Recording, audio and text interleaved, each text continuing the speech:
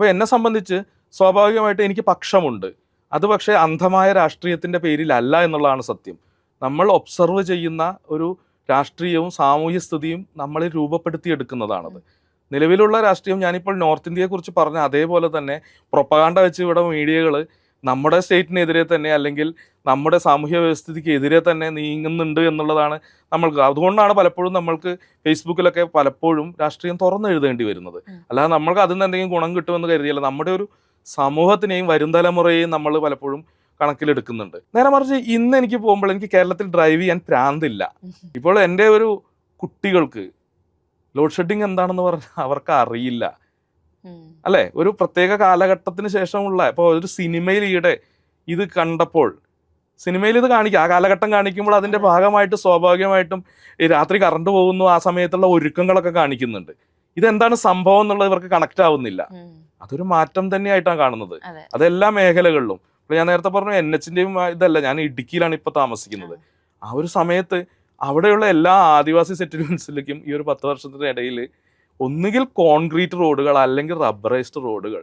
ഞാൻ യാത്ര ചെയ്യുന്ന ആളായതുകൊണ്ട് എനിക്കത് കൃത്യമായിട്ട് പറയാൻ പറ്റും. ഇതാർക്കും നിഷേധിക്കാൻ പറ്റാത്തൊരു സത്യമാണ്. കേരളയിൽ കൊണ്ടുവരുന്നത് LDF ആണെന്നുള്ളത് എൻ്റെ വിഷയമേ അല്ല. അതിപ്പോൾ UDF കൊണ്ടുവരികയാണെങ്കിലും BJP കൊണ്ടുവരികയാണെങ്കിലും, ഇനി അതല്ല അതിലും നെഗറ്റീവ് പൊളിറ്റിക്സ്, മറ്റു രണ്ടു കൂട്ടരും വളരെ നെഗറ്റീവ് പൊളിറ്റിക്സ് എന്നുള്ള അർത്ഥത്തിലല്ല ഞാൻ പറയുന്നത്. ഏതെങ്കിലും ഒരു നെഗറ്റീവ് പൊളിറ്റിക്സ് കൈകാര്യം ചെയ്യുന്ന ആൾ പോലും ഇവിടെ ഉന്നമനത്തിന് വേണ്ടി ഒരു കാര്യം ചെയ്യുകയാണെങ്കിൽ, ക്ഷേമത്തിന് വേണ്ടി ചെയ്യുകയാണെങ്കിൽ, അത് ആര് കൊണ്ടുവന്നൊന്നും നോക്കാതെ അതിനെ സപ്പോർട്ട് ചെയ്യുക എന്നുള്ളതാണ്. എന്തൊക്കെ കുറ്റം പറഞ്ഞു കഴിഞ്ഞിട്ടുണ്ടെങ്കിലും വിദ്യാഭ്യാസത്തിൻ്റെ ഒരു കാര്യത്തിലായാലും അതിൻ്റെ ഒരു ഇൻഫ്രാസ്ട്രക്ചറിൻ്റെ കാര്യമായാലും കുട്ടികളുടെ ഒരു കംഫർട്ട് ലെവലിൻ്റെ കാര്യത്തിലൊക്കെ ആയിട്ടുണ്ടെങ്കിൽ ഗവൺമെൻറ്റിൻ്റെ ഒരു മൊത്തത്തിലുള്ള സ്കൂളും വിദ്യാഭ്യാസ സമ്പ്രദായവും ഏറെക്കുറെ 10 കൊടുക്കാവുന്ന ഒരു അവസ്ഥയിലാണ്. അപ്പോൾ സ്വാഭാവികമായിട്ടും അതുകൊണ്ട് വെല്ലുവിളി ഉണ്ടാവുന്ന ആളുകളുണ്ട്. അത് സ്കൂളിനേക്കാളും അല്ലെങ്കിൽ വിദ്യാഭ്യാസ മേഖലയെക്കാളും കൂടുതൽ ആരോഗ്യ മേഖലയിലാണ്. ആരോഗ്യ മേഖലയിൽ ബഹുരാഷ്ട്ര കമ്പനികൾ തന്നെ ധാരാളം ഇവിടെ ഇൻവെസ്റ്റ് ചെയ്ത് കഴിഞ്ഞു എന്നുള്ളതാണ് മനസ്സിലാക്കുന്നത്.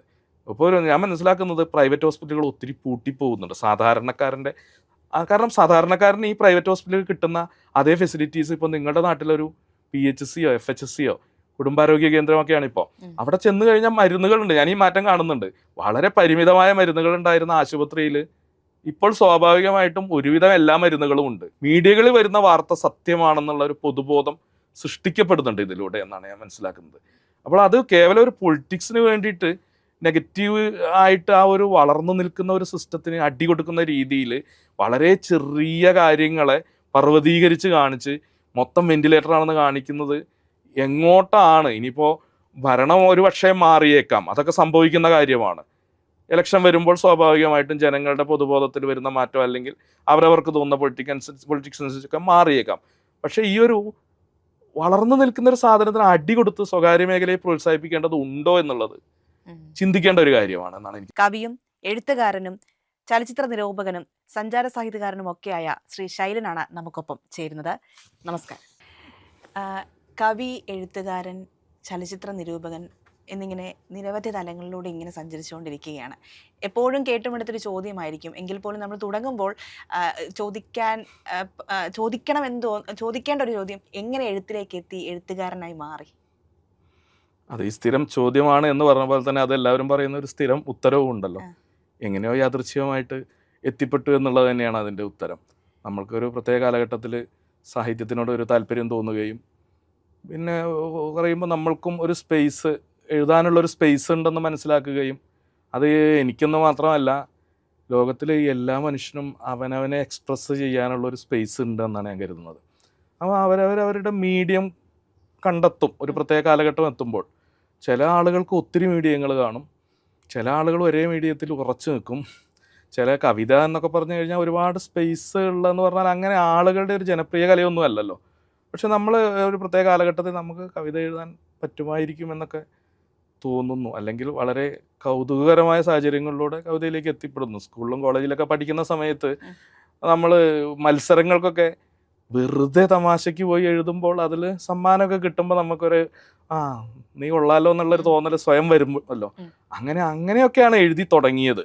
ആദ്യം വളരെ തമാശയ്ക്ക്, ഞാൻ പറഞ്ഞല്ലോ സ്കൂളിൽ ക്ലാസ് പഠിക്കുമ്പോൾ മത്സരങ്ങൾക്ക് പോയി എഴുതി തുടങ്ങി. അന്ന് ഞാൻ എഴുത്തുകാരനാണെന്നൊന്നും ഇപ്പോഴും എനിക്ക് തോന്നുന്നില്ല, അന്നും തോന്നിയിട്ടില്ല. നമ്മളങ്ങ് പോയി ക്ലാസ് കട്ട് ചെയ്യാൻ വേണ്ടിയുള്ളൊരു സൗകര്യത്തിന് കോളേജിൽ നിന്ന് സ്കൂളിൽ നിന്നൊക്കെ കവിത എഴുതാൻ തുടങ്ങി. അപ്പോൾ അതിനൊക്കെ പ്രൈസ് കിട്ടി. പിന്നെ നമ്മൾ കുറച്ച് സീരിയസ് ആയിട്ട് വായിക്കുമ്പോൾ സ്വാഭാവികമായിട്ടും സാഹിത്യം നമ്മളെ സ്വാധീനിക്കുകയോ അല്ലെങ്കിൽ ബാധിക്കുകയോ ഒക്കെ ചെയ്യും. ആ ഒരു സമയത്ത് രണ്ട് തിരിച്ചറിവ് ഉണ്ടാവാം. ഒന്ന്, നമ്മൾക്ക് എഴുതാനുള്ള ഒരു സ്പേസും നമ്മൾക്ക് എഴുതാനുള്ള ഒരു ചിന്തയുണ്ടെന്നുള്ള, അല്ലെങ്കിൽ നമ്മുടെ ഒരു ആംഗിൾ POV ഉണ്ടെന്നുള്ളത് നമ്മൾ മനസ്സിലാക്കും. മറ്റൊരു കൂട്ടർ ഇപ്പോൾ കുട്ടിക്കാലത്തൊക്കെ അല്ലെങ്കിൽ ചെറുപ്പകാലത്ത് എഴുതി തുടങ്ങിയ കാലത്ത്, എഴുത്തിൻ്റെ കുട്ടിക്കാലമാണ് ഉദ്ദേശിക്കുന്നത്, നമ്മൾ സ്വാഭാവികമായിട്ടും ഈ ക്യാമ്പുകൾ, സാഹിത്യ ക്യാമ്പുകളൊക്കെ പങ്കെടുക്കും. അതിൽ അന്ന് പങ്കെടുത്തിരുന്നതിൽ ഒരു 90% ആളുകളും പിന്നെ തിരിഞ്ഞു നോക്കുമ്പോൾ എഴുത്തിൽ തുടർന്നിട്ടില്ല. അപ്പോൾ രണ്ട് കാരണങ്ങൾ എന്ന് പറഞ്ഞില്ലേ, ചില ആളുകൾ എഴുത്തിൽ സ്പേസ് ഉണ്ടെന്ന് മനസ്സിലാക്കി എഴുതും, ചില ആളുകൾ നമുക്ക് ഇനി സ്പേസ് ഇല്ല എന്ന് സ്വയം തിരിച്ചറിയും, ചില ആളുകൾ ഒരുപക്ഷെ സ്വയം തിരിച്ചറിയായിരിക്കില്ല, അവർ നിരന്തരം ഈ ഇടപെടലുകളിലൂടെ മനസ്സിലാക്കും തങ്ങളുടെ സാഹിത്യത്തിൻ്റെ ഒരു വാല്യൂ, അല്ലെങ്കിൽ വാല്യൂ എന്ന് പറയാൻ പറ്റില്ല, ആളുകൾക്ക് താല്പര്യമില്ല എന്ന് മനസ്സിലാക്കി എഴുത്ത് നിർത്തും. എൻ്റെ എന്തുകൊണ്ടോ ഭാഗ്യത്തിന് ഞാൻ 13 വയസ്സിൽ സ്കൂളിൽ പഠിക്കുമ്പോൾ കവിത എഴുതാൻ പോയി. അതിങ്ങനെ ഇടവിട്ട അല്ലെങ്കിൽ കണ്ടിന്യൂസ് ആയിട്ട് ഇല്ലെങ്കിൽ പോലും പിന്നീട് ഇങ്ങനെ മത്സരങ്ങൾക്കൊക്കെ പോയി. പിന്നെ ഒരു ഡിഗ്രി തലമൊക്കെ എത്തുമ്പോൾ സ്വാഭാവികമായിട്ട് നമുക്ക് സാഹിത്യത്തിൽ താല്പര്യം തോന്നി. നാട്ടിൽ നല്ലൊരു ലൈബ്രറി ഉണ്ടായിരുന്നു, അതിൽ ഫിക്ഷനായിരുന്നു ഉണ്ടായിരുന്നത്. സ്വാഭാവികമായിട്ട് ആ കാലഘട്ടത്തിൽ പൈങ്കിളി നോവലുകൾ, ഡിറ്റക്റ്റീവ് നോവലുകളൊക്കെ വായിച്ച് തന്നെയാണ് നമ്മൾ വരുന്നത്. പിന്നെ നമ്മളിങ്ങനെ ഓരോ നെക്സ്റ്റ് സ്റ്റെപ്പുകൾ വായനയിലുണ്ടല്ലോ നമ്മൾക്ക്, അല്ലെങ്കിൽ നമ്മുടെ ഒരു ആസ്വാദനത്തിലുണ്ടാവുമല്ലോ. ആ ഒരു സമയത്ത് നമ്മൾ തിരിച്ചറിയും നമ്മൾക്കൊരു സ്പേസ് ഉണ്ട് എന്നുള്ളത്. അത് നമ്മൾ തിരിച്ചറിഞ്ഞുകൊണ്ട് കാര്യമില്ല എന്നുള്ളത് ഒരു സത്യമാണ്. പിന്നെ മറ്റുള്ളവർക്കും കൂടി തോന്നണമല്ലോ. ഇപ്പം ഞാൻ എഴുത്തുകാരനാണെന്ന് എനിക്ക് തോന്നിയിട്ട് കാര്യമൊന്നുമില്ല, ഇപ്പോഴും കാര്യമില്ല, അന്നും കാര്യമില്ല. പക്ഷെ അങ്ങനെ ഒരു തോന്നൽ മറ്റുള്ളവർക്കും കൂടെ ഉള്ളത് കൊണ്ട് ആ ഒരു 13 വയസ്സ് തുടങ്ങിയത് ഇപ്പോഴും ഒരു 2-3 അല്ലെങ്കിൽ 3-4 ദശകങ്ങളായിട്ടും ഇപ്പോഴും എഴുത്തുകാരൻ എന്നുള്ള ലേബൽ വരുന്നുണ്ട് എന്നുള്ളതാണ്. ഈ എഴുത്തിൻ്റെ അല്ലെങ്കിൽ സാഹിത്യം എന്ന രൂപം ഓരോ കാലഘട്ടത്തിലും മാറിക്കൊണ്ടിരിക്കുകയാണ്. അതിൻ്റെ രീതികൾ അല്ലെങ്കിൽ വായനക്കാരൻ അതിനെ സമീപിക്കുന്ന രീതികൾ. ഇന്നിപ്പോൾ ജെൻസി കാലഘട്ടമാണ്, ആൽഫ ബീറ്റ ഇങ്ങനെ മാറിക്കൊണ്ടിരിക്കുന്നു. അവരെ ഒക്കെയും തൃപ്തിപ്പെടുത്താൻ നമുക്ക് സാധിക്കുമോ, അല്ലെങ്കിൽ അവരിലേക്ക് ഇറങ്ങിച്ചെന്ന് എങ്ങനെ ഇത് എഴുതാൻ സാധിക്കും, അങ്ങനെയൊക്കെയുള്ള കൺഫ്യൂഷൻസ് വരാനുണ്ടോ? ഇല്ല, അങ്ങനെയുള്ള കൺഫ്യൂഷൻ ഇല്ല. ഒന്നാമത് ഞാൻ ഈ ജെൻസി എന്നുള്ള പരാമർശത്തിനോട് ഒട്ടും യോജിക്കുന്ന ഒരു മനുഷ്യനല്ല. കാരണം അവനവൻ ജീവിക്കുന്ന കാലം അത്രേ ഉള്ളൂ. കുട്ടികളാണെങ്കിൽ അവർ ജീവിക്കുന്ന കാലം, എല്ലാവരും അതാത് കാലഘട്ടത്തിൽ ജീവിക്കുക എന്നുള്ളത് നോർമലാണെന്ന് വിശ്വസിക്കുന്ന ഒരാളാണ് ഞാൻ, അല്ലെങ്കിൽ ഔട്ട്ഡേറ്റഡുമാണ്. ഇപ്പം നമ്മൾ ഈ ജെൻസി എന്നും പറഞ്ഞു, ന്യൂ ജനറേഷൻ എന്നൊക്കെ പറഞ്ഞ് ചിലപ്പോൾ സിനിമയുടെ കാര്യത്തിലൊക്കെ പലപ്പോഴും ഭീകരമായ വിമർശനം. കാരണം കവിത അധികം ആൾക്കാർ വായിക്കുന്നില്ല, സാഹിത്യം വായിക്കുന്നില്ല, സിനിമ കുറച്ചും കൂടെ ജനപ്രിയമായതുകൊണ്ട് ജെൻസി ആവുക അല്ലെങ്കിൽ ന്യൂ ജനറേഷൻ ആവുക എന്നൊക്കെ പറഞ്ഞാൽ എന്തോ അപരാധമാണെന്നുള്ള രീതിയിൽ എഴുതുകയും പറയുകയും ചിന്തിക്കുകയൊക്കെ ചെയ്യുന്ന ആളുകളുണ്ട്. അതൊരു ഔട്ട്ഡേറ്റഡ് ആയിട്ടുള്ള ചിന്താഗതിയാണെന്നാണ് തോന്നുന്നത്. അവനവൻ ജീവിക്കുന്ന കാലഘട്ടത്തിൽ ജീവിക്കാൻ പഠിക്കുക എന്നുള്ളതാണ്, സാഹിത്യത്തിലായാലും സിനിമയിലായാലും. അങ്ങനെ ഉണ്ടെങ്കിൽ മാത്രമേ നമ്മൾക്ക് എന്തെങ്കിലും നിലനിൽപ്പുള്ളൂ എന്നാണ് തോന്നുന്നത്. പക്ഷേ അതിനൊരു രണ്ടാമത്തെ വശമുണ്ട്. ഏത് എഴുത്തിനും അതിൻ്റെതായ ഒരു വായനക്കാരും ആസ്വാദകരും ഉണ്ട് എന്നുള്ളതാണ്. ഞാനിപ്പോൾ 1800കളിലെ കവിത എഴുതി കഴിഞ്ഞാലും അത് ആസ്വദിക്കുന്ന ഒരു ജനവിഭാഗം ഇവിടെ ഉണ്ട്, ഒരു മാനസികമായിട്ടുള്ള. അപ്പോൾ എല്ലാവർക്കും അവനവൻ്റെ സ്പേസ് ഉണ്ട്. പക്ഷെ പൊതുമണ്ഡലത്തിൽ ഇടം കിട്ടണമെങ്കിൽ കുറച്ചും കൂടെ അവനവൻ ജീവിക്കുന്ന കാലഘട്ടത്തിൽ ജീവിക്കുകയാണ്. അതൊരു പ്രതിസന്ധി, കൺഫ്യൂഷനും എന്നെ സംബന്ധിച്ചല്ല എന്നുള്ളതാണ്. അതില് ഇപ്പം കവിത എഴുതിയാണല്ലോ തുടങ്ങുന്നത്, അതായത് കൂടുതൽ ആളുകളിലേക്ക് എത്തുന്നത് കവിതയിലൂടെയാണ്. പിന്നീട് പല പല സാഹിത്യ രൂപങ്ങളിലേക്ക് പോകുകയാണ്. എങ്ങനെയാണ് ഈ കവിതയിൽ നിന്നും അടുത്ത തലത്തിലേക്ക് പോകണം, അല്ലെങ്കിൽ ഇപ്പോൾ ഒരു ചലച്ചിത്ര നിരൂപകനായി തീർന്നത്, ഒപ്പം തന്നെ മറ്റ് സാഹിത്യ വിമർശനങ്ങൾ, നിരൂപണങ്ങൾ, ഇതിലൊക്കെ എത്തിപ്പെടുന്നത് എങ്ങനെയാണ്? അതും തീർത്തും സ്വാഭാവികമായിട്ടാണ്. നമ്മൾക്ക് ആ ഒരു കാലഘട്ടം, ഞാനൊക്കെ ജനിച്ചിരുന്ന ഈ ഒരു സോഷ്യൽ മീഡിയകൾ ഇല്ലാത്തൊരു കാലഘട്ടമായിരുന്നു. ആ സമയത്ത് സ്വാഭാവികമായിട്ടും നമ്മൾ പിന്നെ കത്തെഴുത്തിനായിരുന്നു അന്നൊക്കെ ഇമ്പോർട്ടൻസ്. കത്തുകളായിരുന്നു സുഹൃത്തുക്കൾ തമ്മിലുള്ള ഒരു കമ്മ്യൂണിക്കേഷൻ സാധ്യമായിരുന്ന ഒരു പക്ഷേ ഏക മേഖല. ഫോൺ പോലും പിന്നെയാണ് ഒരു പക്ഷേ കുറച്ചും കൂടെയൊക്കെ വന്നു തുടങ്ങിയതും. അത് ഇത്രത്തോളം വ്യാപകമായത് ഈ അടുത്ത കാലഘട്ടത്തിലാണ്, അറിയാമല്ലോ, നിങ്ങൾക്ക് എല്ലാവർക്കും അറിയാവുന്ന കേസാണ്. അപ്പോൾ ആ കത്തെഴുതുമ്പോൾ സ്വാഭാവികമായിട്ടും നമ്മൾക്കൊരു ക്രിയേറ്റിവിറ്റി വേണം. ഫോൺ ചെയ്യാനും വേണം, ഇല്ല എന്നുള്ള ഉദ്ദേശിക്കുന്നത് ഒരു മെസ്സേജ് അയക്കാനും വേണം. അപ്പോൾ നമ്മൾ സ്വാഭാവികമായിട്ടും ധാരാളം കത്തുകൾ എഴുതുന്നു, നമ്മൾ കണ്ട വിശേഷങ്ങൾ മറ്റുള്ളവരായിട്ട് പങ്കുവയ്ക്കുന്നു. ആ സമയം മിനി മാസികകളുടെ ഒരു കാലഘട്ടമായതുകൊണ്ട് സ്വന്തമായിട്ടൊരു മിനി മാസിക തുടങ്ങുന്നു. അതൊക്കെയാണ് നമ്മുടെ ഒരു സോഷ്യൽ മീഡിയ. ആ ഒരു സമയത്ത് പിന്നെ സിനിമ എന്ന് പറഞ്ഞു കഴിഞ്ഞാൽ 90% അല്ലെങ്കിൽ 100% ആളുകളുടെയും ഒരു ആസ്വാദനത്തിന്റെ പരിധി വരുന്ന ഒരു കാര്യമാണ്.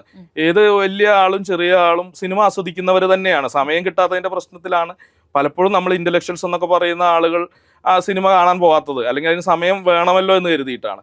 അപ്പോൾ അത് സ്വാഭാവികമായിട്ടും നമ്മൾ സിനിമ കുട്ടിക്കാലം മുതലേ കാണുന്നു, അതിന് നമ്മുടേതായ ഒരു ആസ്വാദന തലം ഉണ്ടായിരിക്കും. ഇപ്പം നിരൂപകൻ എന്നുള്ളതിലുപരി ഞാനൊരു ആസ്വാദകനാണ് എന്നുള്ളതാണ് എല്ലാ കാലത്തും. ഇപ്പോഴും അതെ, ഇപ്പോഴും ഇറങ്ങിയ സിനിമ അന്നോ അല്ലെങ്കിൽ പിറ്റേ ദിവസമോ കാണാൻ ശ്രമിക്കുന്ന ഒരാളാണ്. അതിൽ നിന്നൊരു ആനന്ദം എനിക്ക് കിട്ടുന്നുണ്ട്. അപ്പോൾ അത് മറ്റുള്ളവരായിട്ട് കമ്മ്യൂണിക്കേറ്റ് ചെയ്യുമ്പോൾ കവിതയുടെയോ സാഹിത്യത്തിൻ്റെയോ കാര്യം പറഞ്ഞ പോലെ തന്നെ അത് മറ്റുള്ളവർക്ക് ആ ഒരു എഴുത്തോ അല്ലെങ്കിൽ നമ്മൾ പങ്കുവയ്ക്കുന്ന ഒരു രീതിയോ ഇഷ്ടപ്പെടുന്നുണ്ട് എന്ന് മനസ്സിലാകുമ്പോഴാണ് നമ്മൾ അത് എഴുതാൻ തുടങ്ങുന്നത്. അല്ലെങ്കിൽ ഒരു സിനിമ ഇറങ്ങുമ്പോൾ നമ്മളോട് കണ്ടില്ലേ, അത് എഴുതിയില്ലേ എന്ന് ചോദിക്കുന്ന ഒരു അവസ്ഥ ഉണ്ടല്ലോ. അത് പറഞ്ഞില്ല, നിങ്ങൾ എഴുതി കഴിഞ്ഞാൽ നിങ്ങൾക്കും കിട്ടുന്നതാണ്. അതായത് അത് ആ ഒരു വ്യൂ പോയിന്റ് ഒരുപക്ഷെ വിയോജിക്കാനാണെങ്കിലും യോജിക്കാനാണെങ്കിലും മറ്റുള്ളവർക്ക് കണക്ട് ആവുന്നുണ്ടെങ്കിൽ സ്വാഭാവികമായിട്ടും മറ്റുള്ളവർ തന്നെയാണ് നമ്മൾ എഴുതാനുള്ള പ്രചോദനം. അല്ലാതെ നമ്മളിങ്ങനെ നമ്മൾ തന്നെ എഴുതുന്നത് നമുക്ക് മടുക്കും സ്വാഭാവികമായിട്ടും. നമ്മുടെ ഡയറിയിൽ എഴുതുന്ന ഒരു സിസ്റ്റം പോലെയാണ്. പണ്ടൊക്കെ അങ്ങനെയാണല്ലോ, നമ്മുടെ ഒരു ആത്മപ്രകാശന ഡയറിയിലാണല്ലോ. ഇപ്പോൾ ഈ സോഷ്യൽ മീഡിയ പ്ലാറ്റ്ഫോമുകളും പബ്ലിക്കേഷൻസും വെബ് പോർട്ടൽസും ഉള്ളത് കൊണ്ട് നമ്മളത് മറ്റുള്ളവരുമായിട്ട് ഷെയർ ചെയ്യുന്നു, അവർക്ക് കണക്ട് ആവുകയും അവരതിൽ താല്പര്യം പ്രകടിക്കുകയും ചെയ്യുമ്പോൾ നമ്മൾക്ക് അതിൽ നിന്ന് കിട്ടുന്ന ഒരു എനർജി ഉണ്ട്. നമ്മുടെ ഇന്നർ സെൽഫിന് കിട്ടുന്ന ഒരു അംഗീകാരം എന്ന് പറഞ്ഞ പോലുള്ള ഒരു എനർജി ഉണ്ട്. അതാണ് നമ്മൾ ഏത് എഴുത്തിലേക്കും നയിക്കുന്നത്. നോവലൊക്കെ എഴുതാൻ ഫിസിക്കലായിട്ടും മെന്റലായിട്ടും ഒരുപാട് ശ്രമം ആവശ്യമുള്ള ഒരു മേഖലയാണ്. അപ്പോൾ അത് എന്നെപ്പോലെ ഒരാൾക്ക്, ഞാൻ അലസനാണ് ഒരു പരിധി വരെ, പിന്നെ അടങ്ങിയിരിക്കാത്ത ഒരു പ്രകൃതമാണ്.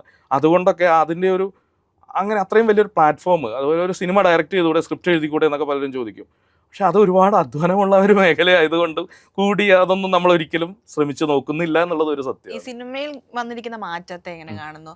ഇപ്പോൾ പുതിയ രീതിയിൽ പുതിയ സംവിധായകർ പല രീതിയിൽ പരീക്ഷണങ്ങൾ നടത്തുന്നുണ്ട്. കൂടുതൽ ആളുകൾ സിനിമയിലേക്ക്, ഒരു ഘട്ടത്തിൽ സിനിമ തങ്ങളിലേക്ക് എത്താൻ പാടാണ്, പ്രയാസമാണ്, ചിലർക്ക് മാത്രമേ അതിലേക്ക് എത്തിച്ചേരാൻ സാധിക്കുകയുള്ളൂ എന്നൊക്കെയുള്ള കാര്യങ്ങൾ ഉണ്ടായിരുന്നു. പക്ഷെ ഇപ്പോൾ സജീവമായി സിനിമയിലേക്ക് കൂടുതൽ യുവതലമുറയിലെ ആളുകൾ പരീക്ഷണങ്ങളും നിരീക്ഷണങ്ങളും നടത്തുന്നുണ്ട്, അത് വിജയിക്കുന്നുമുണ്ട്.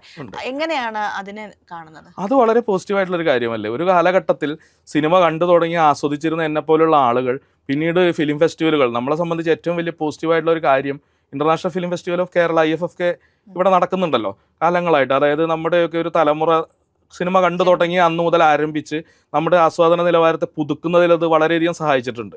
ആദ്യ കാലഘട്ടങ്ങളിൽ അത് മാത്രമായിരുന്നു ലോക സിനിമ കാണാനുള്ള ഒരു മാർഗം. ഇപ്പോൾ അതൊന്നുമല്ല. നമ്മൾക്കറിയാം, നമുക്ക് മുബിയുടെ ഒരു പ്ലാറ്റ്ഫോം ഉണ്ടെങ്കിൽ അവിടെ വരുന്നതിന് മുമ്പ് തന്നെ ഇന്റർനാഷണൽ സിനിമകൾ നമ്മുടെ കയ്യിലെത്തുന്നുണ്ട്. അല്ലെങ്കിൽ ടെലഗ്രാം വഴിയോ അല്ലെങ്കിൽ മറ്റു പല മേഖലകളും വഴിയോ പ്ലാറ്റ്ഫോമുകൾ വഴി എത്തുന്നുണ്ട്. ആ ഒരു കാലഘട്ടത്തിൽ സിനിമ തുടങ്ങിയ ആളുകൾ ആണ് ഈ ഒരു സിനിമയുടെ മാറ്റത്തിന് തുടക്കമിട്ടത്. അത് പിന്നെ ഞാൻ നേരത്തെ പറഞ്ഞല്ലോ, ഓരോ ജനറേഷനും മാറുമ്പോൾ സ്വാഭാവികമായിട്ടും മാറ്റങ്ങൾ അനിവാര്യമാണ്, പുതുക്കപ്പെടലുകൾ അനിവാര്യമാണ്.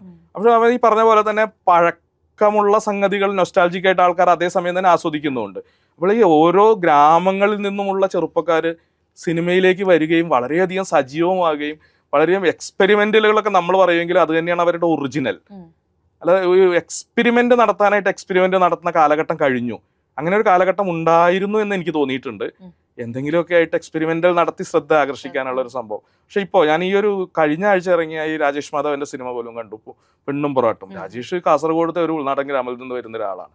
അയാൾ സിനിമയിലെത്തുന്നു, അയാൾക്ക് സ്പേസ് ഉണ്ടാവുന്നു. അയാൾ പാലക്കാട് ജില്ലയുടെ ഇന്നർ ആയിട്ടുള്ള ഒരു കൊല്ലങ്കോടിൻ്റെ അടുത്തുള്ളൊരു സ്ഥലത്തിൻ്റെ ഒരു മൊത്തത്തിലുള്ള ഒരു ഗ്രാമീണത അതേപടി അതിൻ്റെ എല്ലാവിധ സൗന്ദര്യത്തോടും കൂടി സിനിമയിൽ ആവിഷ്കരിക്കുന്നു. വളരെ പോസിറ്റീവായിട്ടാണ് ഞാൻ പുതിയ സിനിമയെ കാണുന്നത്. അതിലെ ജനങ്ങൾ അല്ലെങ്കിൽ പ്രേക്ഷകൻ അതിനെ സ്വീകരിക്കുന്നതും ഒരുപാട് ശ്രദ്ധേയമായ കാര്യമാണല്ലോ നിലവിൽ. കാരണം നേരത്തെ നമുക്കറിയാം, സൂപ്പർ സ്റ്റാറുകൾ മുൻപിൽ വന്നാലേ നായകൻ അവരെത്തിയാലേ സിനിമ വിജയിക്കൂ എന്ന ഒരു സങ്കല്പം അല്ലെങ്കിൽ ഒരു നിയമം ഉണ്ടായിരുന്നു. അതെ, അത് മാറിയിട്ട് ഇപ്പോൾ ആർക്കും എത്താം, നായകനാകാം, നായികയാകാം. അവർക്കൊക്കെയും അവർക്ക് നല്ല കഥയും കഥാപാത്രവുമാണെങ്കിൽ ജനങ്ങൾ സ്വീകരിക്കും എന്ന ഒരു രീതിയിലേക്ക് എത്തി. അതെ, അത് ഏറ്റവും അവസാനം എത്തിയ സ്ഥലമാണ് കേരളം എന്നാണ് എനിക്ക് തോന്നുന്നത്. അതായത് ഈ ഇൻഡസ്ട്രിയിൽ ഏറ്റവും നല്ല സിനിമകൾ ഇറങ്ങുന്ന കേരളത്തിൽ തന്നെയാണെന്ന് എപ്പോഴും പറയാറുണ്ട് മറ്റുള്ള ഇൻഡസ്ട്രിയിലുള്ളവരുടെ ഒരു അഭിപ്രായം. പക്ഷെ നമ്മുടെ ഈ പറഞ്ഞ പോലെ ഒരു സൂപ്പർ സ്റ്റാർഡത്തിന്റെ ഒരു വലയിൽ കുരുങ്ങി കിടന്നിരുന്നു.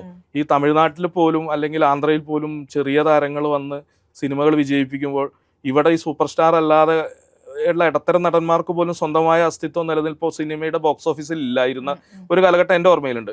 പക്ഷെ ഇപ്പൊ അത് ആവശ്യമില്ല. ഒരു മനുഷ്യനെ പോലും പരിചയമില്ലാത്ത സിനിമകൾ വിജയിക്കുന്നുണ്ട്. പുതിയ താരങ്ങൾ അല്ലെങ്കിൽ താരങ്ങൾ എന്ന് പോലും പറയാൻ, താരങ്ങളാണ് അവർ അക്ഷരാർത്ഥത്തിൽ, അതുകൊണ്ടാണ് ആൾക്കാരത് വിജയിപ്പിക്കുന്നത്.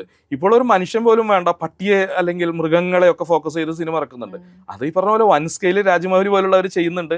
അതേപോലെ തന്നെ മലയാളത്തിലെ യുവ സംവിധായകരും ഇതുപോലെ പരീക്ഷണങ്ങൾ എന്ന് പറയാൻ പറ്റില്ല, അവർ വളരെ റിയലിസ്റ്റിക് ആയിട്ടുള്ള അവരുടെ സിനിമ അവരുടേതായ സ്വന്തം മനസ്സിലുള്ള ആളുകൾക്ക് ചേർന്ന കാസ്റ്റിംഗ് വെച്ച് തന്നെ ചെയ്യുന്നുണ്ട്. അതെ, നായകൻ പ്രതിനായകനായെങ്കിലും നിലനിൽപ്പുള്ളൂ എന്ന ചിന്ത വന്നു. ഇപ്പോൾ നമുക്കറിയാം, മമ്മൂട്ടി ഉൾപ്പെടെയുള്ള ആളുകൾ എന്താ വില്ലൻ കഥാപാത്രങ്ങൾ സ്വീകരിച്ചു തുടങ്ങിയിരിക്കുന്നത്. അതെ അത് ഈ ജനറേഷൻ അതേ ഉൾക്കൊള്ളൂ, അല്ലെങ്കിൽ ആ മാറ്റം വേണമെന്ന ഒരു അതെ സത്യം. തീരുമാനം വന്നില്ല. അതായത് മമ്മൂട്ടിയെ പോലെ ഏറ്റവും ഏറ്റവും സീനിയർ ആയിട്ടുള്ള ഒരു നടൻ അല്ലെങ്കിൽ താരം സൂപ്പർ സ്റ്റാർ പോലും പുള്ളി കാലഘട്ടത്തിനൊപ്പം നടക്കുന്നു എന്നുള്ളതാണ് കഴിഞ്ഞ ഒരു 5 വർഷത്തെ സിനിമകൾ, അതെ. പുള്ളി എടുത്തുള്ള സിനിമകൾ.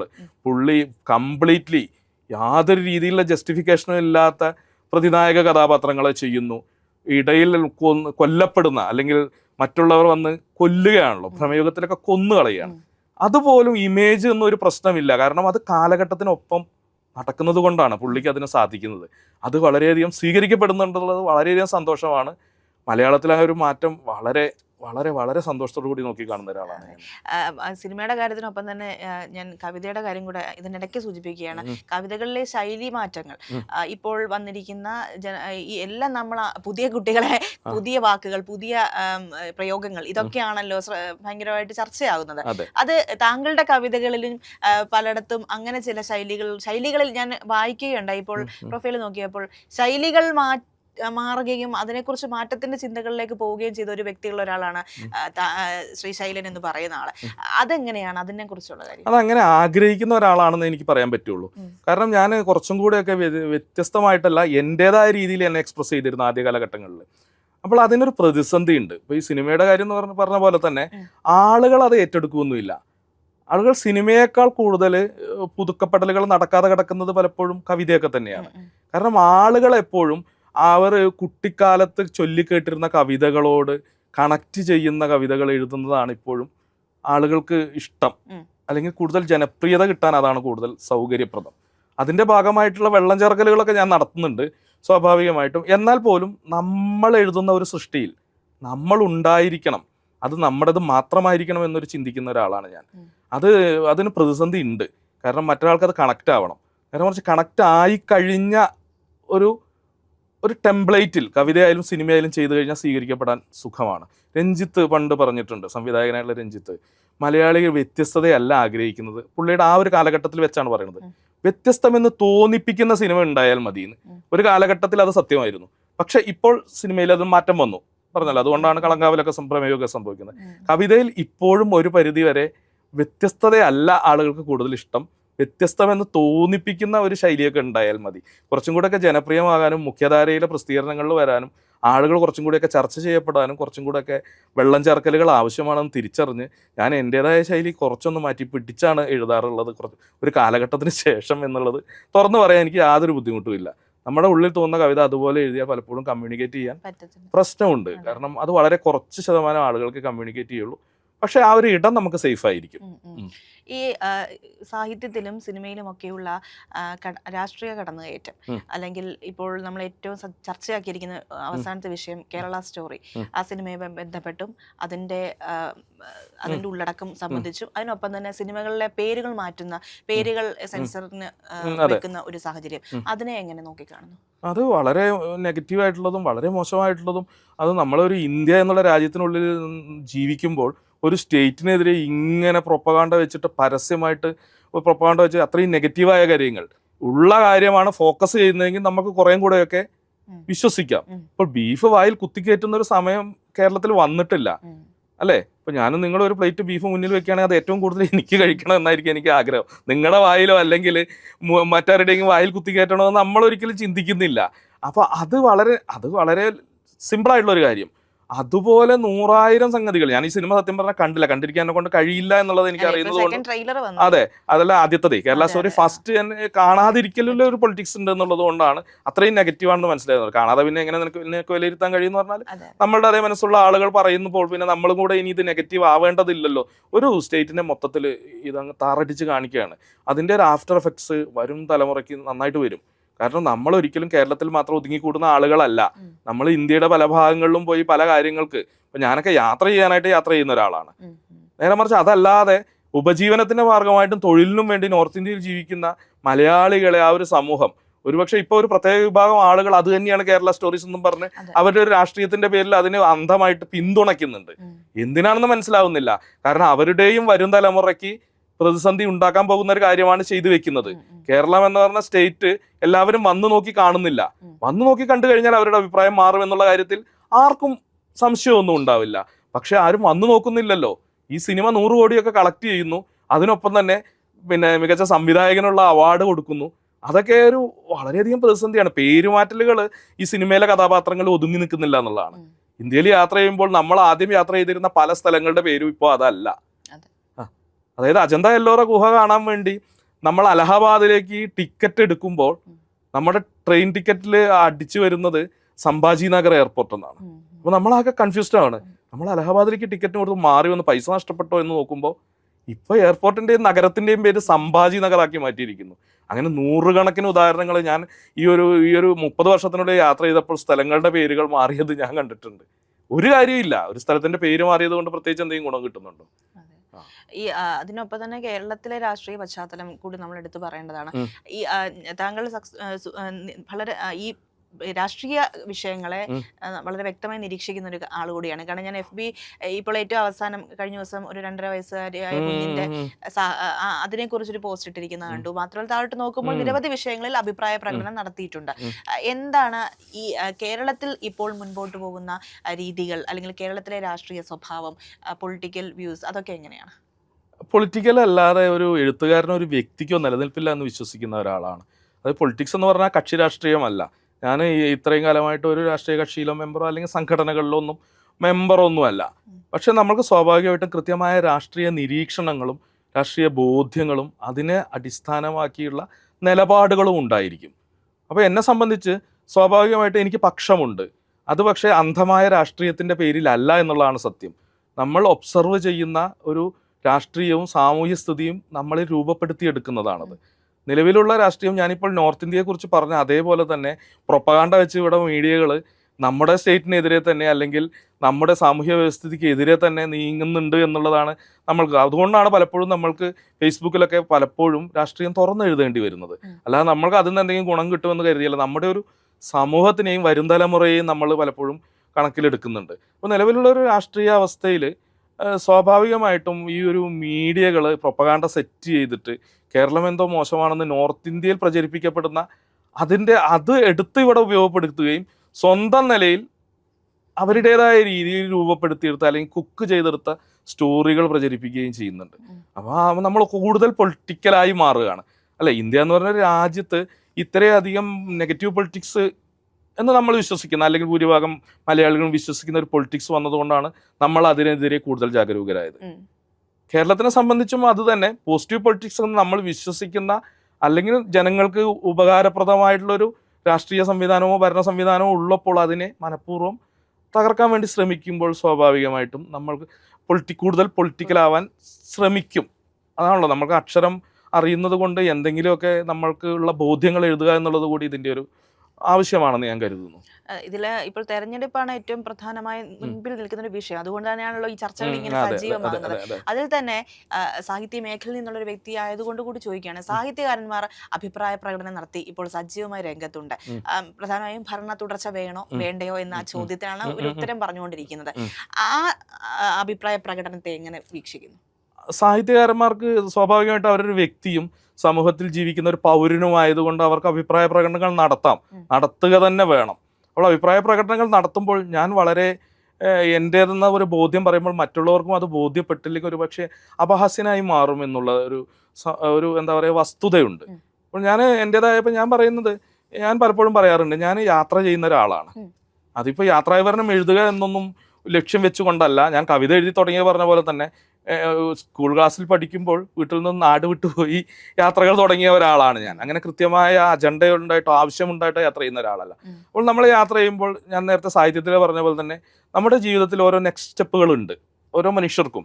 അങ്ങനെയാണ് അവരുടെ ഒരു വളർച്ചയുടെ ഘട്ടം. അപ്പോൾ നമ്മൾ ആദ്യം യാത്ര ചെയ്യുന്ന ഒരു അവസ്ഥയായിരിക്കില്ല പിന്നീട് യാത്ര ചെയ്യുമ്പോൾ. അപ്പോൾ നമ്മൾ ഒരു കാലഘട്ടത്തിൽ ഞാൻ ഡ്രൈവ് ചെയ്ത് യാത്ര ചെയ്യാൻ തുടങ്ങി. നമ്മുടെ കംഫർട്ട് പോയിന്റുകൾ ഉണ്ടായിരിക്കുമല്ലോ. ഞാൻ കേരളത്തിൽ ഡ്രൈവ് ചെയ്യാൻ എനിക്ക് ഭയങ്കര പ്രശ്നമായിരുന്നു, ഭ്രാന്ത് പിടിക്കുമായിരുന്നു ഒരു പ്രത്യേക കാലഘട്ടം വരെ. അത് 2-3 കാരണങ്ങൾ കൊണ്ട്. ഒന്ന് റോഡുകളുടെ പ്രശ്നമാണ്, പിന്നെ കണക്ട് ചെയ്യുന്ന റോഡുകൾ വളരെ കുറവ് എണ്ണമേ ഉണ്ടായിരുന്നു. അപ്പോൾ എൻ്റെ ഒരു കാര്യം പറഞ്ഞു കഴിഞ്ഞിട്ടുണ്ടെങ്കിൽ, ഞാൻ മലപ്പുറത്ത് നിന്നും തൃശ്ശൂർ വരുമ്പോൾ 2 റൂട്ടുകളിലായിരുന്നു അന്ന് ഡ്രൈവ് ചെയ്ത് പോകാൻ പോലും സാധ്യമായിരുന്നുള്ളൂ. എറണാകുളത്ത് വരുമ്പോഴും തിരുവനന്തപുരത്ത് വരാനൊക്കെ മലപ്പുറത്ത് നിന്നുള്ള കാര്യമാണ് ഞാൻ ഈ പറയുന്നത്. നേരെ മറിച്ച് ഇന്ന് എനിക്ക് പോകുമ്പോൾ എനിക്ക് കേരളത്തിൽ ഡ്രൈവ് ചെയ്യാൻ ഭ്രാന്തില്ല. ദേശീയപാത MC റോഡിന്റെ കാര്യമല്ല ഞാൻ പറയുന്നത്. ഉൾനാടൻ പാതകൾ, റോഡുകളെല്ലാം ഏറെക്കുറെ റൺവേയുടെ അവസ്ഥയിലാണ് നിൽക്കുന്നതെന്ന് ഡ്രൈവ് ചെയ്ത് പോകുന്ന എല്ലാ ജില്ലകളിലും ഡ്രൈവ് ചെയ്യുന്ന ഒരാളെന്നുള്ള നിലയിൽ എനിക്ക് പറയാൻ പറ്റും. ദേശീയപാതകളിലും മെയിൻ റോഡുകളിലൊക്കെ സ്വാഭാവികമായിട്ടും പ്രശ്നങ്ങൾ വരുന്നുണ്ട്. അതിൻ്റെ പണി നടക്കുന്നത് ഭാഗമായിട്ട് ഗതാഗത ബുദ്ധിമുട്ട് വരുന്നുണ്ട്. മഴ പെയ്യുമ്പോഴുള്ള പ്രശ്നങ്ങളുണ്ട്. റോഡിൽ പണി നടക്കുമ്പോൾ, ഓവർ ബ്രിഡ്ജിൻ്റെ ഫ്ലൈ ഓവറിൻ്റെയൊക്കെ പണി നടക്കുമ്പോൾ സ്വാഭാവികമായിട്ടും സൈഡ് റോഡിലൂടെ വിടുമ്പോൾ അവിടെ താങ്ങാനാവാത്ത ഗതാഗതം വരുമ്പോഴുള്ള പ്രശ്നങ്ങളൊക്കെ ഉണ്ട്. എന്നല്ലാതെ അത് മാറ്റി നിർത്തി കഴിഞ്ഞാൽ കേരളത്തിൻ്റെ ഒരു ഉൾനാടൻ മേഖലകളിലൂടെയുള്ള റോഡുകളിലൂടെ യാത്ര ചെയ്ത് കഴിഞ്ഞിട്ടുണ്ടെങ്കിൽ അതിപ്പോൾ എല്ലാവർക്കും എന്നെപ്പോലെ വെറുതെ യാത്ര ചെയ്യേണ്ട അവസ്ഥയായിരിക്കില്ല. ആവശ്യത്തിന് യാത്ര ചെയ്യുമ്പോൾ ബൈപ്പാസുകൾ ഇഷ്ടം പോലെയുണ്ട്. അത് ബൈപ്പാസ് എന്നുള്ള പേരിൽ മാത്രമല്ല. നമ്മൾ ഗൂഗിൾ ചെയ്ത് കഴിഞ്ഞിട്ടുണ്ടെങ്കിൽ നമ്മുടെ മുന്നിൽ ഒരു 5 വഴികൾ തെളിഞ്ഞു വരുന്നു. 5 മിനിറ്റോ 10 മിനിറ്റോ അല്ലെങ്കിൽ 10 കിലോമീറ്ററോ 5 കിലോമീറ്ററോ മാറ്റമുള്ളത്. ഇപ്പോൾ തിരുവനന്തപുരത്തേക്കുള്ള കാര്യം പറഞ്ഞു കഴിഞ്ഞാൽ ഇതേ അവസ്ഥയുണ്ട്. മലയോര ഹൈവേ ഉണ്ട്, തീരദേശ ഹൈവേ ഉണ്ട്, NH ഉണ്ട്, MC റോഡ് ഉണ്ട്. അതൊന്നുമല്ലാത്ത ഒത്തിരി പാതകൾ ഒരു മനുഷ്യൻ പോലും ഇല്ലാത്ത സ്ഥലങ്ങളിലൂടെ പോലും കടന്നു പോകുന്നുണ്ട്. അതൊരു വലിയ മാറ്റമായിട്ടാണ് ഒരു യാത്ര ചെയ്യുന്ന ഒരാൾ. അതൊരു റോഡിൽ ഒതുങ്ങി നിൽക്കുന്നില്ല എന്നുള്ളതാണ് ഞാൻ മനസ്സിലാക്കുന്നത്. നമ്മൾ ഈ സമൂഹത്തിലാണല്ലോ ജീവിക്കുന്നത്. ഇപ്പോൾ എൻ്റെ ഒരു കുട്ടികൾക്ക് ലോഡ് ഷെഡിങ് എന്താണെന്ന് പറഞ്ഞാൽ അവർക്ക് അറിയില്ല, അല്ലേ? ഒരു പ്രത്യേക കാലഘട്ടത്തിന് ശേഷമുള്ള, ഇപ്പോൾ ഒരു സിനിമയിൽ ഈയിടെ ഇത് കണ്ടപ്പോൾ, സിനിമയിൽ ഇത് കാണിക്കുക, ആ കാലഘട്ടം കാണിക്കുമ്പോൾ അതിൻ്റെ ഭാഗമായിട്ട് സ്വാഭാവികമായിട്ടും ഈ രാത്രി കറണ്ട് പോകുന്നു, ആ സമയത്തുള്ള ഒരുക്കങ്ങളൊക്കെ കാണിക്കുന്നുണ്ട്. ഇതെന്താണ് സംഭവം എന്നുള്ളത് ഇവർക്ക് കണക്റ്റ് ആവുന്നില്ല. അതൊരു മാറ്റം തന്നെയായിട്ടാണ് കാണുന്നത്. അതെല്ലാ മേഖലകളിലും. ഇപ്പോൾ ഞാൻ നേരത്തെ പറഞ്ഞു NHൻ്റെയും ഇതല്ല, ഞാൻ ഇടുക്കിയിലാണ് ഇപ്പോൾ താമസിക്കുന്നത്. ആ ഒരു സമയത്ത് അവിടെയുള്ള എല്ലാ ആദിവാസി സെറ്റിൽമെന്റ്സിലേക്കും ഈ ഒരു 10 വർഷത്തിനിടയിൽ ഒന്നുകിൽ കോൺക്രീറ്റ് റോഡുകൾ അല്ലെങ്കിൽ റബ്ബറൈസ്ഡ് റോഡുകൾ. ഞാൻ യാത്ര ചെയ്യുന്ന ആളായതുകൊണ്ട് എനിക്കത് കൃത്യമായിട്ട് പറയാൻ പറ്റും. ഇതാർക്കും നിഷേധിക്കാൻ പറ്റാത്തൊരു സത്യമാണ്. അപ്പോൾ സ്വാഭാവികമായിട്ടും ഉള്ള കാര്യം പറയാതെ ഇല്ലാത്ത കാര്യങ്ങൾ കുക്ക് ചെയ്തെടുക്കേണ്ട അവസ്ഥ വരും. കേന്ദ്രം നമ്മൾക്കെതിരെ അല്ലെങ്കിൽ കേന്ദ്രം ഡയറക്റ്റ് ചെയ്യുകയാണെന്ന് നമുക്ക് അവകാശവാദമില്ല. പക്ഷെ സ്വാഭാവികമായിട്ടും ആ ഒരു സപ്പോർട്ട് ഉള്ളത് കൊണ്ടാണ് കേരള സ്റ്റോറീസ് ഇറങ്ങുന്നത്. കൃത്യമായിട്ട് സപ്പോർട്ട് ഇല്ലെങ്കിൽ സെൻസർ ബോർഡിന് അനുമതി ഒരു സംസ്ഥാനത്തിനെതിരെ ഇങ്ങനെ പ്രൊപ്പഗാണ്ട വെച്ച് ചെയ്യുന്ന ഒരു സിനിമയ്ക്ക് കിട്ടില്ല. അതുപോലെ ഇവിടുത്തെ ആളുകൾ നെഗറ്റീവ് പൊളിറ്റിക്സിൻ്റെ തെരഞ്ഞെടുപ്പൊക്കെ വരും പോവും. പക്ഷെ ആളുകൾക്ക്, ജനങ്ങൾക്ക് സൗകര്യമുള്ളൊരു സംഗതി നിലനിന്ന് കാണണമെന്ന് ആഗ്രഹിക്കുന്ന ഒരാളാണ് ഞാൻ. അത് മറ്റൊരാൾ അത് അല്ലാന്ന് തെളിയിച്ചു കഴിഞ്ഞാൽ അവർക്കും എൻ്റെ സപ്പോർട്ട് ഉണ്ടാവും. ഇപ്പോൾ കേരളത്തിനെതിരെ പ്രശ്നം വന്നപ്പോൾ ഞാൻ ധൈര്യമായിട്ട് പറഞ്ഞിട്ടുണ്ട്, കേരളയിൽ കൊണ്ടുവരുന്നത് LDF ആണെന്നുള്ളത് എൻ്റെ വിഷയമേ അല്ല. അതിപ്പോൾ UDF കൊണ്ടുവരികയാണെങ്കിലും BJP കൊണ്ടുവരികയാണെങ്കിലും ഇനി അതല്ല അതിലും നെഗറ്റീവ് പൊളിറ്റിക്സ്, മറ്റു 2 കൂട്ടരും വളരെ നെഗറ്റീവ് പൊളിറ്റിക്സ് എന്നുള്ള അർത്ഥത്തിലല്ല ഞാൻ പറയുന്നത്. ഏതെങ്കിലും ഒരു നെഗറ്റീവ് പൊളിറ്റിക്സ് കൈകാര്യം ചെയ്യുന്ന ആൾ പോലും ഇവിടെ ഉന്നമനത്തിന് വേണ്ടി ഒരു കാര്യം ചെയ്യുകയാണെങ്കിൽ, ക്ഷേമത്തിന് വേണ്ടി ചെയ്യുകയാണെങ്കിൽ അത് ആര് കൊണ്ടുവന്നൊന്നും നോക്കാതെ അതിനെ സപ്പോർട്ട് ചെയ്യുക എന്നുള്ളതാണ് എൻ്റെ ഒരു ആറ്റിറ്റ്യൂഡ്. ഇപ്പോൾ നിലവിലേറെ പ്രതിപക്ഷം അറ്റാക്ക് ചെയ്യുന്ന മേഖലകൾ എന്ന് പറയുന്നത് ആരോഗ്യം, വിദ്യാഭ്യാസം, വ്യവസായം എന്നീ ഇടങ്ങളാണ്. ലോക റാങ്കിങ്ങിൽ പോലും ശ്രദ്ധേയമായ പ്രകടനം കാഴ്ചവെച്ച മേഖലയാണ് വിദ്യാഭ്യാസവും ആരോഗ്യവും ഒക്കെ. അവിടെ നിരവധി പ്രശ്നങ്ങൾ ഉണ്ട് എന്ന തരത്തിലാണ് പ്രതിപക്ഷം ആരോപണങ്ങൾ നിരന്തരം ഇങ്ങനെ ഉന്നയിച്ചുകൊണ്ടിരിക്കുന്നത്. കാരണം ലോകത്തെയും നാടിനെയും ഒക്കെ ചുറ്റി സഞ്ചരിക്കുന്ന ഒരു വ്യക്തി എന്ന നിലയ്ക്ക് ഇതൊക്കെ നേരിട്ട് കാണുകയും അറിയുകയും ചെയ്യുന്ന ഒരു ആളാണല്ലോ. അതിനെ എങ്ങനെയാണ് കാണുന്നത്? അത് സ്വാഭാവികമായിട്ടും ഒരു എലക്ഷൻ ബേസ്ഡ് മാത്രമല്ല എന്നുള്ളൊരു തോന്നൽ കൂടി എനിക്കുണ്ട്. ആരോഗ്യവും വിദ്യാഭ്യാസവുമാണ് കഴിഞ്ഞ 10 വർഷത്തിൽ ഏറ്റവും അധികം മുന്നോട്ട് പോയിട്ടുള്ള 2 മേഖലകൾ എന്നുള്ളത് തീർത്ത് പറയാൻ പറ്റും. അത് സ്കൂൾ വിദ്യാർത്ഥികൾക്ക് സ്കൂളിലുണ്ടായ സൗകര്യങ്ങളും അവരുടെ ഇൻഫ്രാസ്ട്രക്ചർ നന്നായത് നമുക്ക് കൺമുന്നിൽ കാണാം, അല്ലേ? പണ്ടൊരു സ്കൂൾ എന്ന് പറഞ്ഞാൽ ഒരു കൃത്യമായ സെറ്റപ്പാണ്. അത് 20 വർഷം കഴിഞ്ഞാലും 50 വർഷം കഴിഞ്ഞാലും മാറുന്നില്ല എന്നുള്ളതായിരുന്നു. അപ്പോൾ നമ്മൾ പഴയ സിനിമകൾ കണ്ടാൽ തന്നെ മാത്രം മതി. അതിലുള്ള സ്കൂളുകൾ 70കളിലെ സ്കൂളുകൾ 80 സ്കൂളുകൾ തമ്മിൽ വലിയൊരു മാറ്റമൊന്നും വന്നിട്ടില്ലായിരുന്നു. 80കളുടെയും 90കളുടെയും തമ്മിൽ മാറ്റം വന്നിട്ടില്ലായിരുന്നു. 2000 വരെയൊക്കെ ഏറെക്കുറെ അങ്ങനെയായിരുന്നു. 2010 വരെയും അങ്ങനെ തന്നെയായിരുന്നു എന്നുള്ളത് നമുക്കറിയാം. ഗവൺമെന്റ് സ്കൂളുകളുടെ കാര്യമാണ് പറയുന്നത്, പബ്ലിക് സ്കൂളുകളുടെ, മാനേജ്മെന്റ് സ്കൂളുകളുടെ അല്ല. അപ്പോൾ പോലും ഈ ഗവൺമെന്റ് സ്കൂളിന്റെ ഒരു സ്റ്റാൻഡേർഡ് അനുസരിച്ച് ഉണ്ടാവുള്ളൂ. കാരണം എപ്പോഴും കമ്പയർ ചെയ്യുമ്പോഴാണല്ലോ ഈ പ്രശ്നം വരുന്നത്. ഒരുപാട് മുന്നോട്ട് പോകേണ്ട കാര്യമില്ലല്ലോ. ഗവൺമെന്റ് സ്കൂളുകൾ ഒരു 5 മാർക്ക് കിട്ടുന്നതാണെങ്കിൽ 6 കിട്ടിയ കഴിഞ്ഞാൽ തന്നെ പ്രൈവറ്റിന് ആൾക്കാർ പ്രിഫറൻസ് കൊടുക്കും. നേരെ മറിച്ച് ഗവൺമെന്റ് സ്കൂളുകൾ 10 എത്തി എന്നുള്ളൊരവസ്ഥയിൽ ആണ് എന്നുള്ളതാണ് എനിക്ക് തോന്നുന്നത്. ഏറെക്കുറെ എന്തൊക്കെ കുറ്റം പറഞ്ഞു കഴിഞ്ഞിട്ടുണ്ടെങ്കിലും വിദ്യാഭ്യാസത്തിന്റെ ഒരു കാര്യത്തിലായാലും അതിന്റെ ഒരു ഇൻഫ്രാസ്ട്രക്ചറിന്റെ കാര്യമായാലും കുട്ടികളുടെ ഒരു കംഫർട്ട് ലെവലിന്റെ കാര്യത്തിലൊക്കെ ആയിട്ടുണ്ടെങ്കിൽ ഗവൺമെന്റിന്റെ ഒരു മൊത്തത്തിലുള്ള സ്കൂളും വിദ്യാഭ്യാസ സമ്പ്രദായവും ഏറെക്കുറെ 10 കൊടുക്കാവുന്ന ഒരു അവസ്ഥയിലാണ്. അപ്പോൾ സ്വാഭാവികമായിട്ടും അതുകൊണ്ട് വെല്ലുവിളി ഉണ്ടാവുന്ന ആളുകളുണ്ട്. അത് സ്കൂളിനേക്കാളും അല്ലെങ്കിൽ വിദ്യാഭ്യാസ മേഖലയെക്കാളും കൂടുതൽ ആരോഗ്യ മേഖലയിലാണ്. ആരോഗ്യ മേഖലയിൽ ബഹുരാഷ്ട്ര കമ്പനികൾ തന്നെ ധാരാളം ഇവിടെ ഇൻവെസ്റ്റ് ചെയ്ത് കഴിഞ്ഞു എന്നുള്ളതാണ് മനസ്സിലാക്കുന്നത്. ഇപ്പോൾ ഞാൻ മനസ്സിലാക്കുന്നത് പ്രൈവറ്റ് ഹോസ്പിറ്റലുകൾ ഒത്തിരി പൂട്ടിപ്പോകുന്നുണ്ട് സാധാരണക്കാരൻ്റെ. കാരണം സാധാരണക്കാരന് ഈ പ്രൈവറ്റ് ഹോസ്പിറ്റലിൽ കിട്ടുന്ന അതേ ഫെസിലിറ്റീസ് ഇപ്പോൾ നിങ്ങളുടെ നാട്ടിലൊരു PHCയോ FHCയോ കുടുംബാരോഗ്യ കേന്ദ്രമൊക്കെയാണ് ഇപ്പോൾ. അവിടെ ചെന്ന് കഴിഞ്ഞാൽ മരുന്നുകളുണ്ട്. ഞാൻ ഈ മാറ്റം കാണുന്നുണ്ട്. വളരെ പരിമിതമായ മരുന്നുകൾ ഉണ്ടായിരുന്ന ആശുപത്രിയിൽ ഇപ്പോൾ സ്വാഭാവികമായിട്ടും ഒരുവിധം എല്ലാ മരുന്നുകളും ഉണ്ട്. അപ്പോൾ സ്വാഭാവികമായിട്ട് ചിന്തിക്കും ഇൻഫ്രാസ്ട്രക്ചറിന്റെ കാര്യം ഇങ്ങനെ തന്നെയാണ്. പ്രൈവറ്റ് ഹോസ്പിറ്റലുകളെ മൾട്ടി സ്പെഷ്യാലിറ്റി അല്ല ഉദ്ദേശിക്കുന്നത്, സാധാരണ പ്രൈവറ്റ് ഹോസ്പിറ്റലുകളെ വെല്ലുന്ന സംവിധാനമാണ്.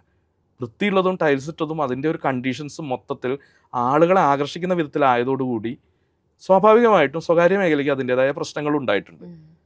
അപ്പോൾ ഈ വൻകിടക്കാരനെ സംബന്ധിച്ച് ഇപ്പോൾ ഈ കഴിഞ്ഞ ആഴ്ച കേരളത്തിൽ ഒരു വൻകിട ഹോസ്പിറ്റലുകൾ ഉദ്ഘാടനം ചെയ്തു, കണ്ടു കാണുമല്ലോ. അപ്പോൾ അതൊരു മൾട്ടി സ്പെഷ്യാലിറ്റി ഹോസ്പിറ്റലിനെ അല്ലെങ്കിൽ സ്വകാര്യ മേഖലയിലുള്ള വൻകിട നിക്ഷേപകരെയോ ബാധിക്കുന്ന ഒരു പ്രശ്നമാണ്. അപ്പോൾ അവരെ സംബന്ധിച്ച് ഇത് മോശമാണെന്നുള്ള ഒരു പൊതുബോധം ഇപ്പോൾ യാത്ര ചെയ്യുന്ന ആളുകൾക്ക് അല്ലെങ്കിൽ ആ മേഖലയുമായിട്ട് ഇടപഴകുന്ന ആളുകൾക്ക് മാത്രമേ ഇതിൻ്റെ ഒരു യാഥാർത്ഥ്യമുള്ളൂ. അപ്പോൾ നിങ്ങളൊരു പക്ഷേ ഈ ഒരു സ്റ്റുഡിയോകളിൽ മാത്രം ഇരിക്കുന്ന ആളോ അല്ലെങ്കിൽ നിങ്ങളുടെ പ്രവർത്തന മേഖലയിൽ തൊഴിലിടത്തിൽ മാത്രം നിൽക്കുന്ന ആളോ ആണെങ്കിൽ മീഡിയകളിൽ വരുന്ന വാർത്ത സത്യമാണെന്നുള്ള ഒരു പൊതുബോധം സൃഷ്ടിക്കപ്പെടുന്നുണ്ട് ഇതിലൂടെ എന്നാണ് ഞാൻ മനസ്സിലാക്കുന്നത്. അപ്പോൾ അത് കേവലം ഒരു പൊളിറ്റിക്സിന് വേണ്ടിയിട്ട് നെഗറ്റീവ് ആയിട്ട് ആ ഒരു വളർന്നു നിൽക്കുന്ന ഒരു സിസ്റ്റത്തിന് അടി കൊടുക്കുന്ന രീതിയിൽ വളരെ ചെറിയ കാര്യങ്ങളെ പർവ്വതീകരിച്ച് കാണിച്ച് മൊത്തം വെന്റിലേറ്റർ ആണെന്ന് കാണിക്കുന്നത് എങ്ങോട്ടാണ്? ഇനിയിപ്പോൾ ഭരണം ഒരു പക്ഷേ മാറിയേക്കാം, അതൊക്കെ സംഭവിക്കുന്ന കാര്യമാണ്. ഇലക്ഷൻ വരുമ്പോൾ സ്വാഭാവികമായിട്ടും ജനങ്ങളുടെ പൊതുബോധത്തിൽ വരുന്ന മാറ്റം അല്ലെങ്കിൽ അവരവർക്ക് തോന്നുന്ന പൊളിറ്റിക്സ് അനുസരിച്ചൊക്കെ മാറിയേക്കാം. പക്ഷേ ഈ ഒരു വളർന്നു നിൽക്കുന്ന ഒരു സാധനത്തിന് അടി കൊടുത്ത് സ്വകാര്യ മേഖലയെ പ്രോത്സാഹിപ്പിക്കേണ്ടത് ഉണ്ടോ എന്നുള്ളത് ചിന്തിക്കേണ്ട ഒരു കാര്യമാണ് എന്നാണ് എനിക്ക് തോന്നുന്നത്. ഓക്കെ, ഇത്രയും ഗൗരവമുള്ള വിഷയങ്ങളൊക്കെ പറഞ്ഞു. ഇനി തിരിച്ച് എഴുത്തിലേക്കൊക്കെ വരികയാണെങ്കിൽ എങ്ങനെയാണ് ഇനി പുതിയ എഴുത്തുകളും മറ്റ് കാര്യങ്ങളുമൊക്കെ വരാനിരിക്കുന്നുണ്ടോ? അത് പ്ലാൻഡ് അല്ല. ഞാൻ ജീവിതത്തിൽ വ്യക്തി എന്നുള്ള നിലയിലും ഇപ്പോൾ എഴുത്തുകാരൻ എന്ന് അവകാശപ്പെടാൻ എനിക്ക് ആഗ്രഹമില്ലാന്ന് ഞാൻ പറഞ്ഞു. അതൊക്കെ ആയി പോകുന്നതാണ്. ഇപ്പോൾ നമ്മൾ ഒരു സ്പേസ് ഉണ്ടെങ്കിൽ സ്വാഭാവികമായിട്ടും എഴുതും. ഇപ്പോൾ കവിതയാണെങ്കിൽ തന്നെ ഞാൻ മുമ്പ് എഴുതിയ പോലെ ഇപ്പോൾ എഴുതാറില്ല എന്നുള്ളതാണ്. കഴിഞ്ഞ വർഷം 2 കവിത എഴുതിയത്. അപ്പോൾ നമ്മളിങ്ങനെ വേറെ എന്തെങ്കിലുമൊക്കെ രീതിയിൽ നമ്മളെ പ്രകാശിപ്പിക്കുന്നുണ്ട്. അതും കൂടി അതിൻ്റെ ഒരു മാർഗമാണല്ലോ. പിന്നെ അത് ചോദിച്ചപ്പോൾ ഈ ലിറ്ററേച്ചർ ഫെസ്റ്റിവൽ ഉൾപ്പെടെ സാഹിത്യ മേഖലയ്ക്ക് വേണ്ടി സർക്കാർ നിരവധി മേളകൾ നടത്തുന്നുണ്ട്. സാഹിത്യകാരന്മാർക്ക് വേണ്ടി അവരുടെ പ്രശ്നങ്ങൾ പറയാൻ വേണ്ടിയുള്ള വേദികൾ ഒരുക്കുന്നുണ്ട്. അതിനെ സംബന്ധിച്ചൊക്കെ എന്താണ് അഭിപ്രായം? അത് വളരെ പോസിറ്റീവായിട്ടുള്ള കാര്യമല്ലേ. ഇപ്പോൾ കേരളത്തെ സംബന്ധിച്ച് പ്രൈവറ്റ് ലിറ്ററേച്ചർ ഫെസ്റ്റിവലുകൾ ഇഷ്ടംപോലെ നടക്കുന്നുണ്ട്. വൻകിടയും ഉണ്ട്, ചെറുകിടയും ഉണ്ട്. ഈ പറഞ്ഞ പോലെ അതും പോസിറ്റീവാണ്. ഗവൺമെൻറ് എഴുത്തുകാരെ കേൾക്കാൻ വേണ്ടിയുള്ള സാഹിത്യ അക്കാദമിയുടെ ലിറ്ററേച്ചർ ഫെസ്റ്റിവൽ നടത്തുന്നുണ്ട്. അതുപോലെ ഈ എഴുത്തുകാരുടെ ഒരു അഭിപ്രായങ്ങൾക്ക് വളരെയധികം പ്രാധാന്യം കൊടുക്കുന്നുണ്ട് എന്ന് എനിക്ക് തോന്നിയിട്ടുണ്ട്. അതിനായിട്ട് ഇപ്പോൾ കഴിഞ്ഞ ഒരു മാസം തന്നെയാണെന്ന് തോന്നുന്നു മുഖ്യമന്ത്രി തന്നെ നേരിട്ട് എഴുത്തുകാരെ വിളിച്ചു ചേർക്കുകയും എഴുത്തുകാരെ മാത്രമല്ല സാംസ്കാരിക മേഖലയിലുള്ളവരെയും ബഹുവിധമായിട്ടുള്ള ആളുകളെ വിളിച്ചുകൂട്ടി. ഇപ്പോൾ എഴുത്തുകാർക്ക് മാത്രമായിട്ടൊരു അഭിപ്രായമുണ്ട് എന്നൊന്നും എനിക്ക് തോന്നുന്നില്ല. അവർ കുറച്ചും കൂടെ ക്രിയേറ്റീവായിട്ടുള്ള രീതിയിൽ ഒരുപക്ഷെ ചിന്തിക്കുകയും നിർദ്ദേശങ്ങൾ നൽകുകയൊക്കെ ചെയ്യുന്നുണ്ടായിരിക്കും. എല്ലാ മേഖലയിലുള്ളവർക്കും അവരവരുടെ നിർദ്ദേശങ്ങൾ നൽകുന്നുണ്ട്. അപ്പോൾ ഗവൺമെൻറ് എഴുത്തുകാരെ മാത്രമല്ല എല്ലാവരെയും കേൾക്കുന്നുണ്ട്. അത് തുടർന്ന് കൂടുതൽ തന്നെ കേൾക്കേണ്ടതാണ് എന്നാണ് എനിക്ക് തോന്നുന്നത്. അത് വളരെ പോസിറ്റീവായിട്ടുള്ളൊരു കാര്യമാണ്. ഇപ്പോൾ എഴുത്ത് സംഭവിച്ചുകൊള്ളും എന്നാണ് ഞാൻ വിശ്വസിക്കുന്നത്. ഇനി അതുകൊണ്ട് ഭാവിയിൽ അങ്ങനെ ഒരുപാട് പദ്ധതികളൊന്നും ഇല്ല. കാരണം ഈ ഒരു ഇൻ്റർവ്യൂ കഴിഞ്ഞ് ഇറങ്ങുന്ന സമയത്ത് ഒരുപക്ഷെ തീർന്നു പോകാവുന്ന ജീവിതമേ ഉള്ളൂ. അപ്പോൾ ഒരുപാട് പദ്ധതികൾ ഉണ്ടായി കഴിഞ്ഞാൽ നമ്മൾക്ക് നിരാശയായിരിക്കും ഫലം. പദ്ധതികളൊന്നുമില്ല, സംഭവിച്ചുകൊള്ളും എന്നാണ് ഞാൻ കരുതുന്നത്. ഓക്കെ, അപ്പോൾ ഇപ്പോൾ നിരവധി പുരസ്കാരങ്ങൾ ലഭിച്ചത് രാഷ്ട്രമീമാംസയ്ക്കാണ്. അതാണ് ഏറെ ഇപ്പോൾ ചർച്ച ചെയ്യപ്പെട്ട ഒരു കൃതിയും കൂടായി മാറുന്നത്. അതിലെ 4 വരിയും കൂടെ കവിത ചൊല്ലാൻ ഞാൻ ഒട്ടും കംഫർട്ട് അല്ല എന്നുള്ളതാണ് എൻ്റെ ഒരു സത്യം. അപ്പോൾ അത് പിന്നെ ചെറുത് ഇതുവരെ പറഞ്ഞ കുറച്ചും കൂടെ നല്ല കാര്യങ്ങൾ ആളുകൾക്ക് മുഷിപ്പിക്കേണ്ടതില്ല. ഞാൻ ഈ കവിത ഞാൻ ചൊല്ലുന്ന കവിതയിൽ ഒട്ടും പ്രവീണനല്ല, പ്രാവീണ്യമില്ല എനിക്ക്. ഞാൻ കവിത കുറച്ചും കൂടെ ഞാൻ കവിത എഴുതുന്നു, അത് എവിടെയെങ്കിലും ഉള്ള ഒരാൾ എവിടെയെങ്കിലും ഇരുന്ന് വായിച്ച് ആസ്വദിക്കണം. അത് കണക്ട് ആയാലും ഇല്ലെങ്കിലും കണക്ട് ചെയ്താൽ കൂടുതൽ സന്തോഷം. അപ്പോൾ ഈ ഒരു പ്രസിദ്ധീകരണങ്ങൾക്ക് അയച്ചു കൊടുക്കുകയും സോഷ്യൽ മീഡിയയിൽ പോലും ഞാൻ എൻ്റെ കവിത ഇടാറില്ല. കാരണം അത് വേറെ എവിടെയെങ്കിലും ഒരു ഇടത്തിരുന്ന് വേറെ ഒരാൾ, നമ്മളറിയാത്ത ഒരാൾ വായിച്ച് അത് അറിഞ്ഞ് നമ്മളോട് പറയാതിരിക്കുകയെ ചിലപ്പോൾ 10 വർഷം കഴിഞ്ഞൊക്കെ ആയിരിക്കും ഇന്ന് എഴുതിയൊരു കാര്യത്തിനെ കുറിച്ച് പിന്നെ എപ്പോഴെങ്കിലും കണ്ടുമുട്ടുമ്പോൾ ഒരാൾ പറയുന്നത്. അതിൽ നിന്നൊരു സന്തോഷമുണ്ട്. പിന്നെ ഇത് എൻ്റെ ഒരു പോസിറ്റീവായിട്ട് അല്ല ഞാൻ പറയുന്നത്, അങ്ങനെയും തെറ്റിദ്ധരിക്കേണ്ട കാര്യമില്ല. എന്നെ കൊണ്ട് ചൊല്ലാനൊന്നും കഴിയില്ല, അല്ലെങ്കിൽ അങ്ങനെ റിതമിക് ആയിട്ടുള്ളതോ മ്യൂസിക്കലായിട്ടുള്ള കവിതയൊന്നും എഴുതാനും ആളുകൾ അതിലൂടെ എൻജോയ് ചെയ്യിപ്പിക്കാനും എനിക്ക് കഴിയില്ല എന്നുള്ളത് എൻ്റെ ഒരു കുറവായിട്ട് കണ്ടാൽ മതി. ഓക്കെ, അത് ഒരു നല്ലൊരു പ്രതീക്ഷിച്ചു. എങ്കിൽ പോലും ഇനിയും സജീവമായി തന്നെ കൂടുതൽ ശ്രദ്ധേയമായ കാര്യങ്ങൾ എഴുത്തിലൂടെ നടത്താൻ സാധിക്കട്ടെ എന്ന് തന്നെ ആശംസിക്കുകയാണ്. ഓക്കെ, ഇനിയും നമുക്ക് കണ്ടുമുട്ടാം. നന്ദി, നമസ്കാരം. Thank you.